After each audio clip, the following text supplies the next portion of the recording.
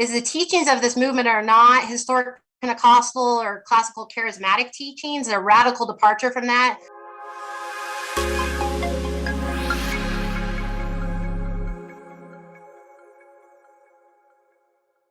What I was going to ask is,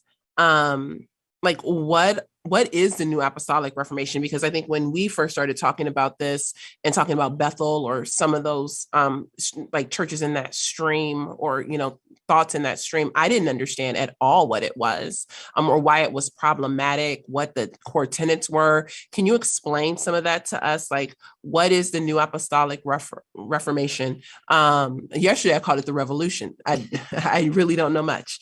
But what is the New Apostolic Reformation, and what are some of the tenets? Like, how will we know if we're encountering it? Right. And so the New Apostolic Reformation, or we call it NAR or NAR for short, is a fast-growing, it's global movement, and it's really causing a lot of division in the church. It's redefining key Christian terms like prayer, the gospel, the Great Commission. And the core belief is, so it's a movement led by church leaders who claim to be apostles and prophets. And they claim, the core teaching is, they claim that these modern day apostles and prophets must govern the church. And by that, they mean they must hold formal offices, hierarchical offices in church government, and actually the highest offices. So like pastors and elders hold offices in church government, except they would say that pastors and elders should submit to them, that all other church leaders should submit to them.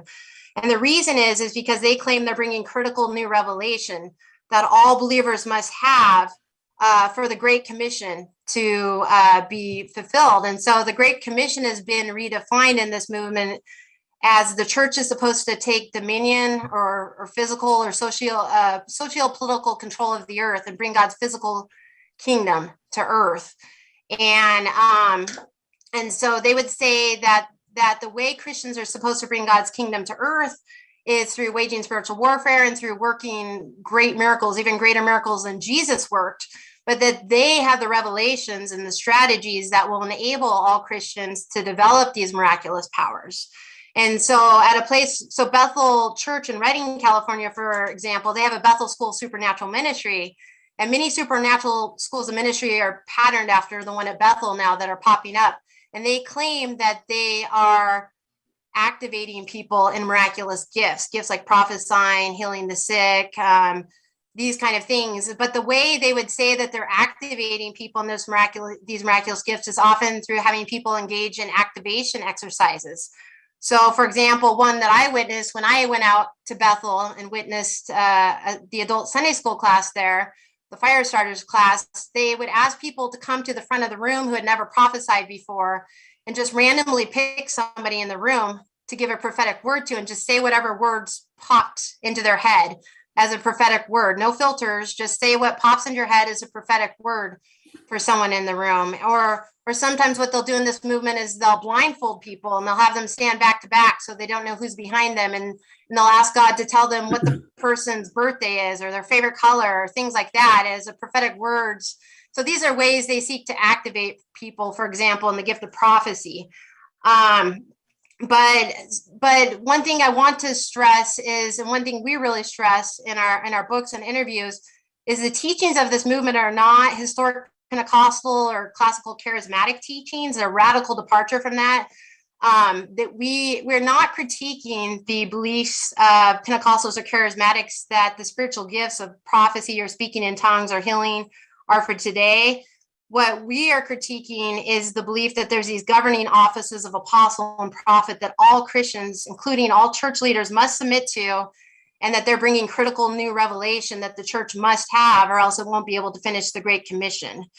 And they would say the reason the church hasn't been able to complete the Great Commission to date, hasn't been able to set up God's physical kingdom on earth, this dominionist version of the Great Commission, is because apostles and prophets have been missing for the past couple thousand years.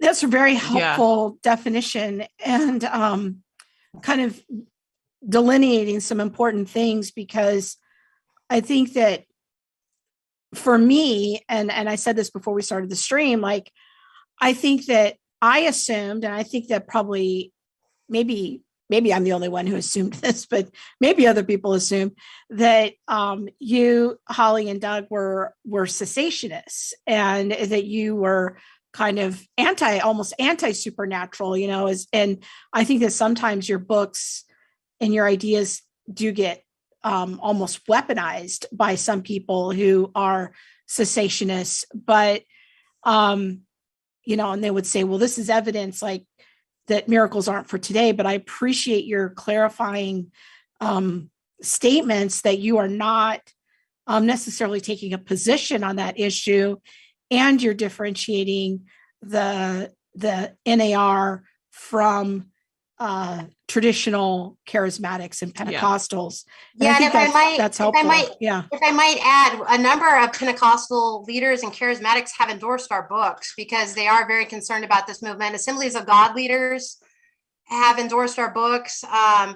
Pentecostals and charismatics, many of them are very concerned about this movement because the teachings are making significant inroads into their churches, and they're very concerned about that. And so some of the biggest critics of this movement are continuationists.